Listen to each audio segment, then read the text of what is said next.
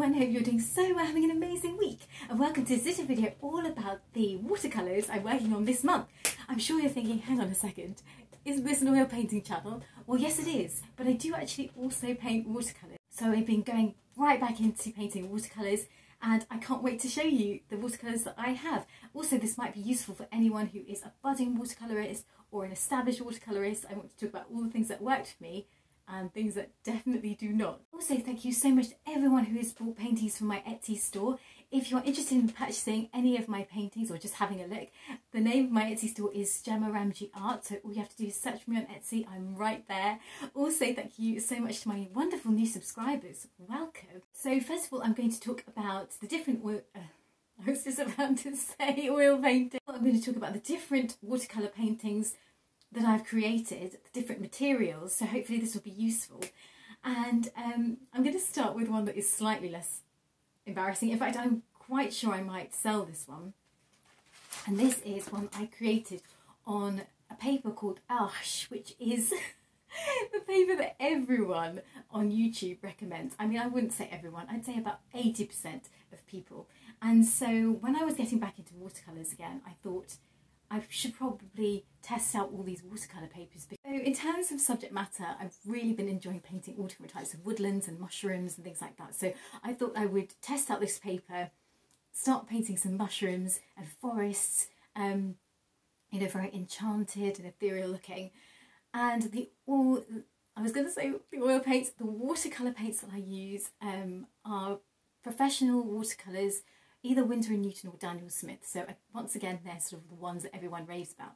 Now I have to say I did struggle a lot with this paper, not with the look of it, like the actual feel of it. I don't know if you can see, but it's really, really thick. It's amazing quality, has beautiful texture, but it was the texture that I actually struggled with. It is quite a textured paper, so just be aware of that. Like, it's something that I was not used to at all. I am somebody who's used to painting on a mixed type of paper, so like a mix of cotton and pulp, or just pulp paper, but like the professional ones, not the really cheap ones, professional ones. So those are usually heavy, but they tend to be a lot smoother. So whilst I'm really happy with the way the painting came out, I didn't feel like I could get the really super fine detail that I'm used to, because my style is very much illustrative. And so I was really, really trying hard and struggling to get like the finest detail. I wanted to have like a little bit more foliage and things. And whilst I did manage to create that, I just felt like I couldn't get like the teeny tiny detail. And I thought, okay, stop being a baby about it all and, you know, start looking at some other papers. And the thing about, as I was saying previously, the thing about watercolours is there is such an enormous range of materials. Like, it's so vast. I actually looked at how many there were, and I just was so overwhelmed. I didn't even know where to begin, particularly when it comes to things like papers and watercolour sets. I feel like with brushes you can easily find, you know, good brushes. It's easy to narrow it down, much like with oil painting. But when it comes to, you know, the two main things that you need, the choice is just, in my opinion, it's too much. You can spend, there's so many different videos, so many reviews on YouTube. You could spend like your whole life, like I think you could spend the rest of your life just looking at reviews of watercolours, and you wouldn't even fill up the time. Anyway, this will be in my store when I put it up there, which will be sometime next week. But it isn't my favourite paper, purely because I just couldn't, as I said, get the minute detail that I really, really wanted. So then I started to do a little journey. I did a journey on the internet, and I started to think, this is a cold press paper, and the majority of papers that I've grown up painting with have been cold pressed. They're the most common.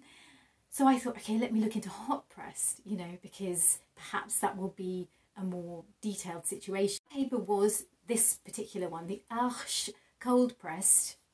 I can't read, don't tell anyone. And yeah, so this is really pricey. I mean, it's I think it's about £20 for only 12 sheets. I managed to get a discount, super lucky. In fact, I suggest, highly recommend, check Amazon, because they seem to do discounts from time to time just completely randomly. Like, there's no system to it. It's typical Amazon. Just lurk on there as long as you can, or put it in your basket, and sometimes they'll send you an email like, the price has changed, and you'll feel like, wow, and it's usually on something you don't want. But anyway, Just try it, you never know. Yeah, so it is a very expensive paper, and I don't think it is my future, but as I say, it is mega professional. I do understand why so many artists rave about it. I would like to make a point that's really funny. There's this one guy on YouTube that he will literally talk about how this is the only paper any like watercolorist needs for the rest of their existence, and it just made me laugh so much, because I think there's no such thing as a perfect paper for everyone. Like, everyone has a different style, but he's like, you know, he will just say like, you don't need any other paper with this one, which is very funny and slightly strange. So on my quest to find the best watercolour paper for my particular style ever, so next I started to research hot press papers, as I said, and I found this, which was the De La Rowney Aquafine Smooth Watercolour. This was much cheaper. So the reason I bought this is just I typed into Google best watercolour paper for fine detail work. I do regret doing this now. I did watch one review, but it hasn't been reviewed massively because I think it's a fairly new product. I did watch one review on YouTube where the guy was like, it's great for beginners, and I should have really listened to that, because I think it's either that it's great for beginners or that it's just I got the technique wrong. It is a properly, feels like a properly professional paper. There's absolutely nothing wrong with the finish of it. And it feels really, really smooth and nice. However, the painting that I came up with, it just is so awful. I'm actually so embarrassed to show it. And I felt like the blend, I just couldn't get my watercolours to blend on it properly. I felt like the colours came out really dull. Brace yourselves. Oh my God. So, you know, it actually didn't look that bad when I just painted it. But now it's dried, I feel like it's gone really dull.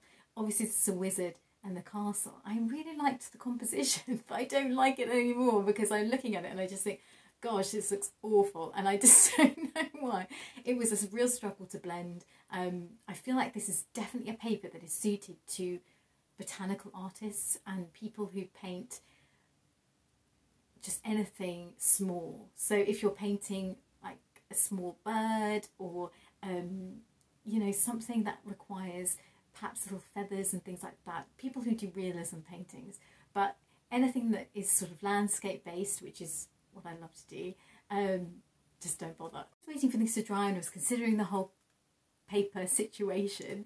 I thought I would test out some Daniel Smith watercolours on this Arche paper, and I do really like the way that this painting came out. Once again, I had real difficulty just with the layering process. I think because the watercolour takes a long time to dry on this particular type of paper, it's, for me, I was just sitting around like, what do I do now? And so I started another painting and I was like working on two at the same time, and it was so odd. Like, it's just something that I'm not really used to doing. I'm always used to working, particularly with oil painting, you never really do that. You just sort of, you get so into just painting one particular piece, you know, and then finally you get through it. Whereas this, it was like I was just like shifting around different pieces of paper and things were flying around everywhere. It was crazy.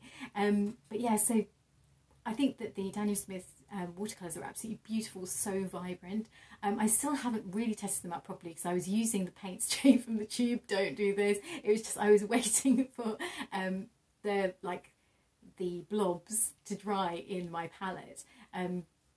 But soon I will be able to test them out properly. This painting will be available in my Etsy store, and it will be up, you know, as I say, next week. And yeah, so this did turn out well. It took multiple layers though, and I was able to get fine detail in the end. But as I say, it was a really, you know, time-consuming process. Okay, so then I switched papers to, and this is one of those parts cellulose or pulp papers, and I believe they have cotton and things mixed in. Cotton mixed in rather, and once again £140, so like really good professional paper, and so this was just a paper that I've had for a long time, and I really like it because you can get really nice fine detail on it, and I particularly like how the background came out. I don't know why, I really like the colour, but yeah, I really enjoy this paper, and I am considering getting it again, but I'm just sort of researching more. So next week I will have more tales to tell about, you know, what happened with the paper adventure.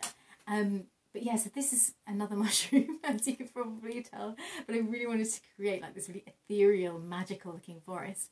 And as I say, I just really enjoyed this paper. It was super fun, and I didn't have the level of frustration that I had with the Ash one, which is, you know, terribly tragic.